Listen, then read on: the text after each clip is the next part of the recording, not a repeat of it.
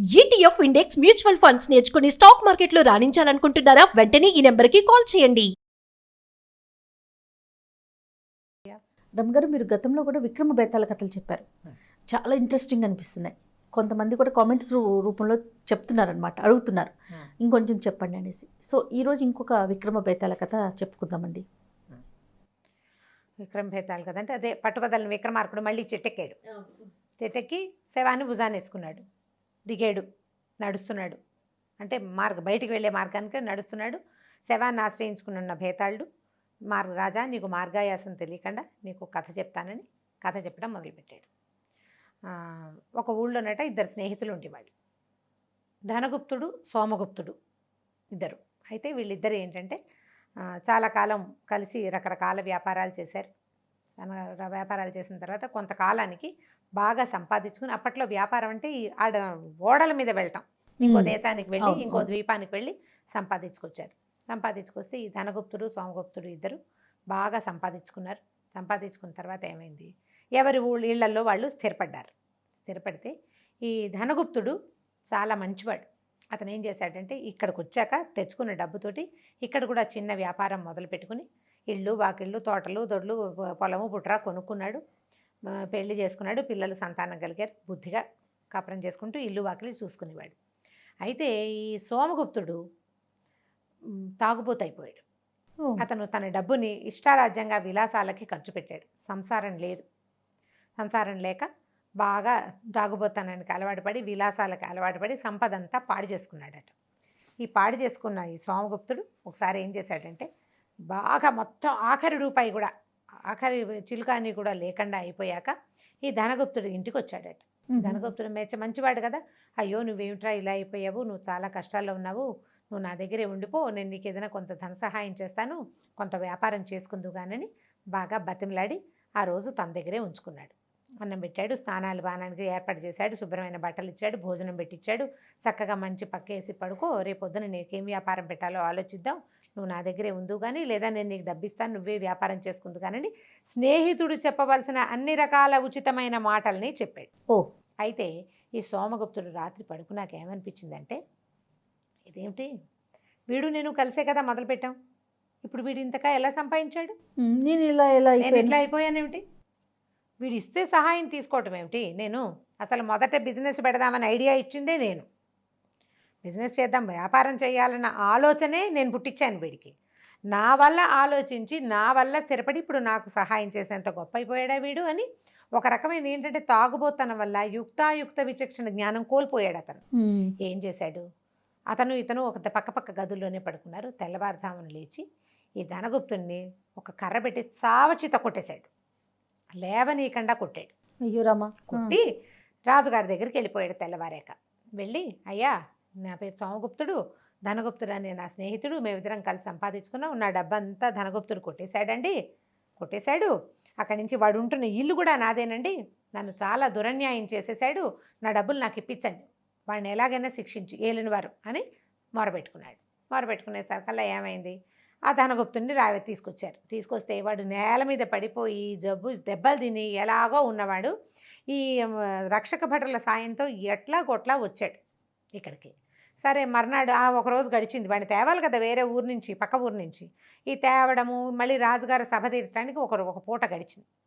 మరుసటి రోజున చాలామంది దొంగల్ని వీళ్ళని అందరినీ ఇలాగ దోపిడిగాళ్ళని వీళ్ళని అంటే న్యాయం కోసం వచ్చిన వాళ్ళని అందరినీ ఒక గ్రూప్గా చేసి రాజాస్థానంలో ప్రవేశపెడితే సోమగుప్తుడు అభియోగం ఏమిటంటే, వాడు ఉంటున్న ఇల్లు నాది, ఆ డబ్బు నాది, అన్నీ నావే, వీడే నన్ను మోసం చేశాడు, నన్ను కొట్టాడు అని చెప్తే రాజు ఏం చేశాడు, ఏరా ధనగుప్త ఏమిట్రా నీ సంగతి అంటే, పాపం ధనగుప్తుడు ఏమనుకుంటే, వీడికి తాగుబోతనంతో వీడి బుర్ర పనిచేయట్లేదు, జ్ఞానం పోయింది వీడికి, పోనీలే వీడిని ఇలాగే అనుకొని వాడైనా బాగుపడతాడు అనుకుని, అవును ప్రభు నిజమే అని చెప్పాడు.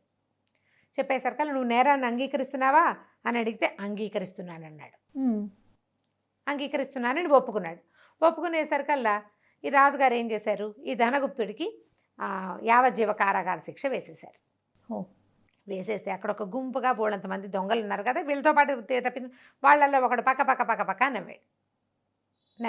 నవ్వేసరికల్లా రాజుగారు, ఏంట్రా ఎందుకు నవ్వుతున్నావు అని అడిగేసరికల్లా, అది కాదు ప్రభు, మీరు చెప్పిన న్యాయం చూస్తే నాకు నవ్వొచ్చింది, అన్నాడు. అనేసరికి రాజు వాడిని దగ్గరికి రప్పించి, నీకు ఇందులో నవ్వడానికి ఏముంది, ఒకడు మోసం చేశాడు, రెండో వాడు మోసపోయాడు, మోసం చేసిన వాడు నేను చేశానని ఒప్పుకుంటున్నాడు, అందుకు అంటే శిక్ష వేశాను. అందుకు శిక్ష వేశాం అంటే వాడన్నాడు, మీరు మాటలేనా మనుషుల్ని చూడరా, వాడేమో శుభ్రంగా ఉన్నాడు, తాగుబోతానంతో తూలిపోతున్నాడు, వీడేమో దెబ్బలు తిన్నవాడు ఎట్లా కొడతాడు, వీడు కొడితే వాడికి కదా దెబ్బలు తగలాలి, వీడికే దెబ్బలు ఎలా తగిలినాయి, దెబ్బలు కొట్టిన వాడికే దెబ్బలు తగులుతాయి ఆ లోకంలో.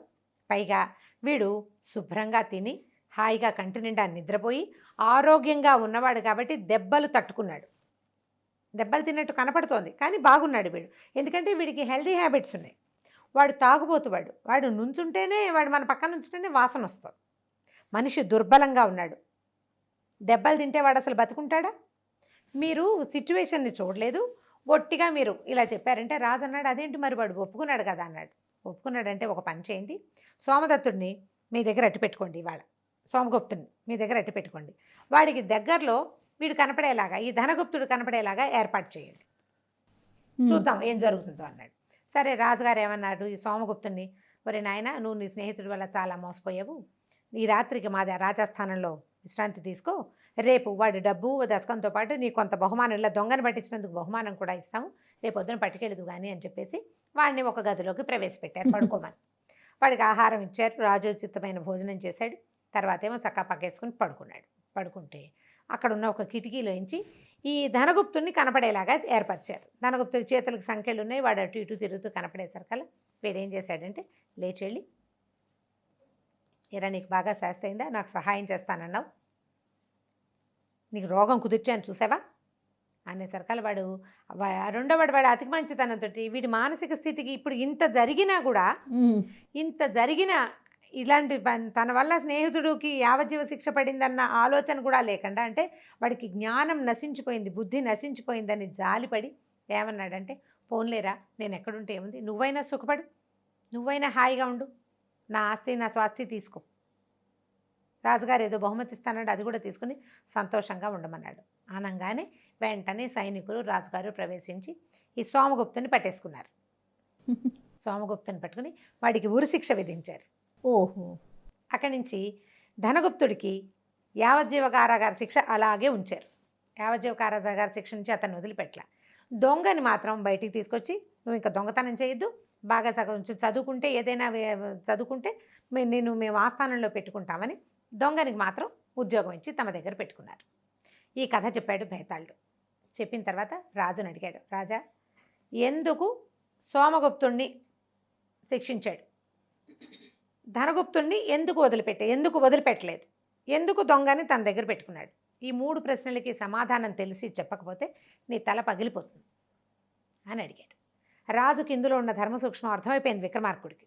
ఏం చెప్పాడంటే, సోమగుప్తుణ్ణి చిన్న శిక్షతోటి వదిలిపెట్టిన వాడు ఇప్పటికే దుర్వ్యసనాల పాలై ఉన్నాడు, వాడు ఎప్పటికీ మంచిగా మారలేడు, స్నేహితుడు తన వల్లే తన కోసమనే నేరాన్ని ఒప్పుకున్నాడని తెలిసినా స్నేహితుడి మీద వాడికి ఆపేక్ష రాల, అంటే వాడికి మానవత్వం నశించిపోయింది, అలాంటి వాడిని బతికించి ఉంచకూడదు, అందుకని వాడికి ఉరిశిక్ష చేశారు, వాడు మరణించాడు.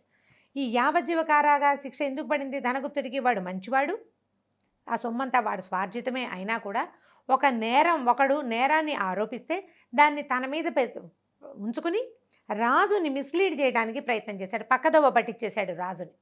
అంటే స్నేహం కోసమో మంచితనం కోసమో తప్పు చేయడానికి అతను సిద్ధపడతాడనమాట. అలాంటి వాడికి కొంత శిక్ష వేసి అతి మంచితనాన్ని వాడికి తగ్గించాలి, అందుకని ధనగుప్తుడికి శిక్ష ఉంచారు. ఇక దొంగ వాడు అత్యంత తెలివైనవాడు, తనకి శిక్ష పడబోతోందని తెలిసినా కూడా రాజు ముందు సాహసంగా మాట్లాడాడు కాబట్టి ఇలాంటి సాహసికి వాడికి వలసినవి గనక ఇస్తే వాడు రాజ్యానికి ఉపయోగపడతాడన్న ఆలోచనతో ఈ దొంగకి కొంత చదువు చెప్పించి తమ ఆస్థానంలోనే ఉంచుకున్నారు. వాడికి ధర్మ సూక్ష్మాలు తెలుసు, వాడు తెలివైనవాడు, అందుకని వాడికి ఉద్యోగం ఇచ్చారు అని విక్రమార్కుడు చెప్పంగానే మన భేతాళుడు పక్కపక్క అనేవాడు, రాజా మౌనభంగం అయిపోయింది, నేను వెళ్ళిపోతున్నానని వెనక్కి వెళ్ళిపోయాడు. శవంతో సహా మళ్ళీ చెట్టెక్కేశాడు. రాజుగారు ఏం చేస్తాడు, పట్టువదలని విక్రమార్కుడు మళ్ళీ వెనక్కి తిరిగి శ్మశానం లోపలికి నడవటం మొదలుపెట్టాడు. ఈ కథ కంచికి మనం ఇంటికి.